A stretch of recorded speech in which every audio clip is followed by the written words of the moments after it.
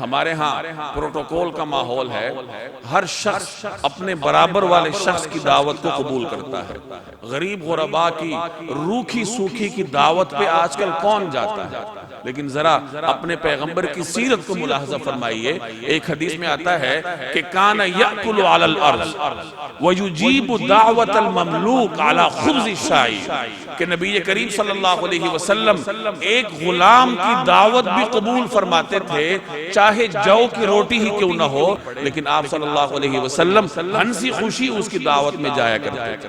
اس زمانے میں غلام آپ یوں سمجھ لیجئے کہ معاشرے میں معاشرتی حوالے سے سب سے کم تر سمجھے جاتے ہیں، اور نبی کریم صلی اللہ علیہ وسلم پوری کائنات میں سب سے افضل ہے، اور اس فضیلت کے باوجود اس قدر فراخ دلی سے آپ صلی اللہ علیہ وسلم غلام کی دعوت میں جاتے ہیں، چاہے زمین پہ بیٹھ کے کھانا پڑے، جو کی روٹی چبانی پڑے، لیکن آپ تشریف لے جایا کرتے۔